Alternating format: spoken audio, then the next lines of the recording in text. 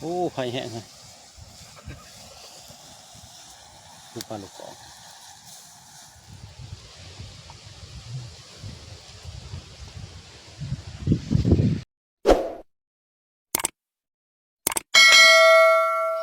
อ๋อกราบทักทายสบายดีพี่น้องทุกคนเนาะมื้อนี้ก็ยินดีต้อนรับเข้าสู่ช่องบ่อแสงสุรินทร์ที่ลำพองเนาะมื้อนี้ก็บ่อแสงสุรินทร์ที่ลำพองก็สิขึ้นไปหาอยู่หากินก่อนตามพุ่นแหละตามลำชะนวนไปกับทีมงานผ่านนี้เนาะทุกคนกำลังออกรถเจ้านายสิได้ถ่ายให้เบิ่งว่าผ่านนี้เป็นจะได้เป็นสิไปหาต่อไก่เรื่องราวก็คนหาอยู่หากินก็แถวนี้ก็ดังพอสมควรอยู่ได้เอาติดตามไปเบิ่งไปชมกันเลยครับก็มาฮอดบ้านหน่อยแล้วเนาะทุกคนมันนี้ก็มาขึ้นผู้ทั้งพุ่นแหละบ้านแกงสะพานทองครับไปนำในพานเพิ่นในพานนี้แต่เพิ่นบ่เคยออกอาการดอกแต่ว่าก็หาผู้มาแล้วว่าเพิ่นฮอดผู้ไว้สงบ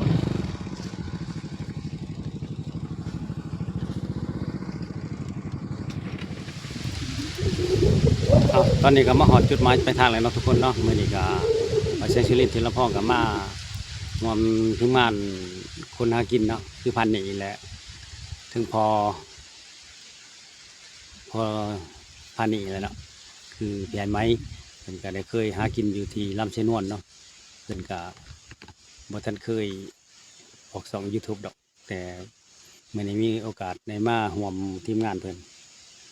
เคยหากินอยู่ตามลำเชนวนเลยแล้วมื้อนี้มาใช้ชีวิตได้มาร่วมจักสิมานบ่มานก็บ่จักบ่ทันแลเห็นในการสอกอยู่หากินแต่ว่ามื้อนี้สิได้มาใส่หม้องเนาะตอนแรกนี่ใส่ด่างใส่หม้องอะไรคือเพิ่นว่าแล้วก็สิมีมาต่อไก่แน่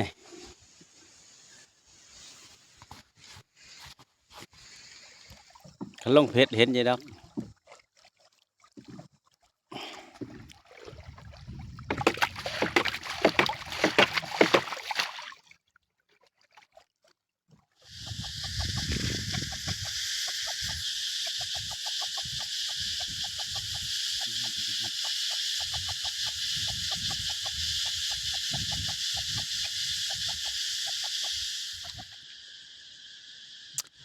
ตอนนี้มาต่อไก่พันธุ์นี้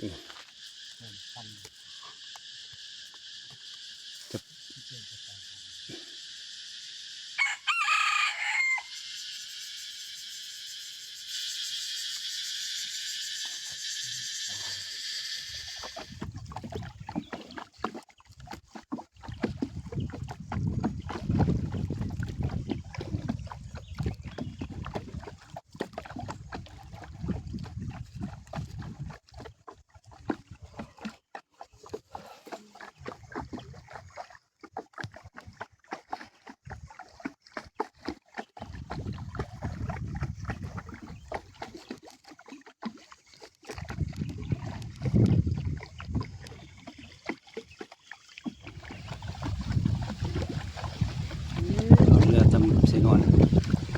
ฟังน้อง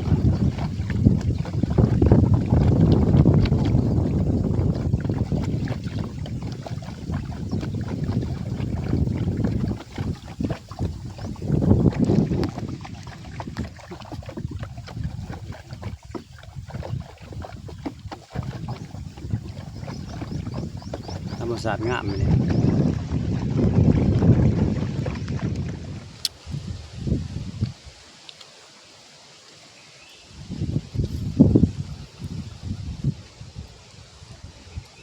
เย็นโน่ในผ่านเพิ่นเลยอุปาซิวอุปาลูกของแล้วก็ละมานเพิ่นนะยังมาแรกนี่ไปใส่หม้องก่อนมันเสาเด้อต่อไก่รอบแรกกับประมาณลมลายประมาณต่อไก่ประมาณกระจำเจียว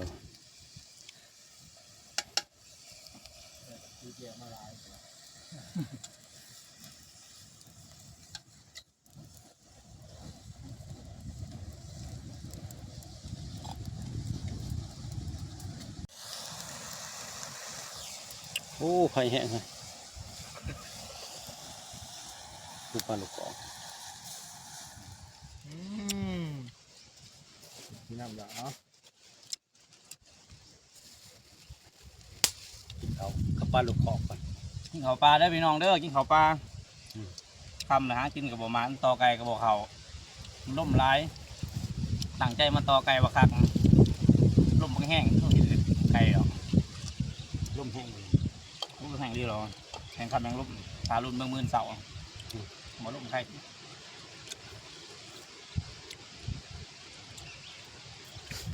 ก็นี่นะมันจะตะเขาข้าวไก่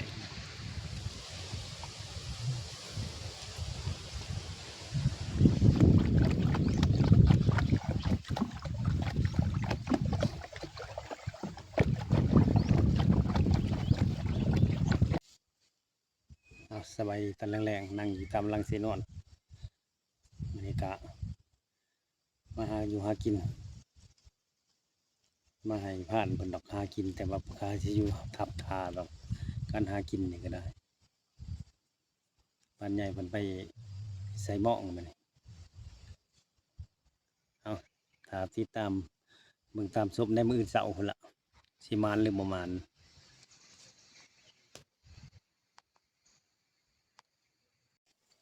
มีแต่ปลาผักกุ่มทุกคนโอ้ไปตาช้อนผักกุ่มนี่นะตอนนี้สิไปเลาะน้ำตำลำเสนวนพุ่นดอก ให้ผ่านเพิ่น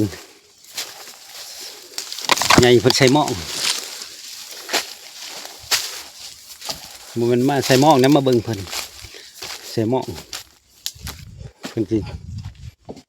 อากาศหนาวใส่ได้มื้อนี้ก็สิจำได้นะ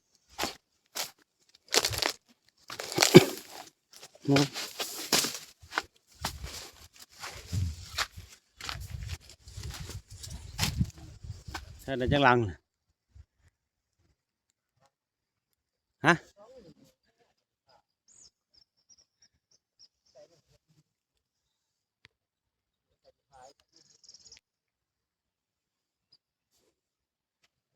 เอาตอนนี้หัวหน้าเพิ่นกำลังใส่หม้องอยู่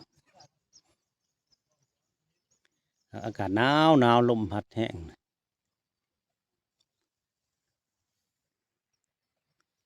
รอลุ้นเบิ่งในมื้อเช้าพุ่นละสิมานบ่หรือบ่มานมาต่อไก่กับบ่เขา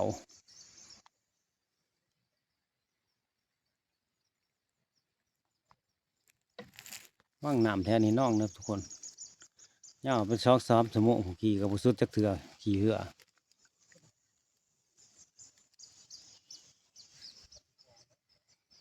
แถวแกงใช่ไม่เหี่ยเนาะแถวนี้แกงไม่เหี่ย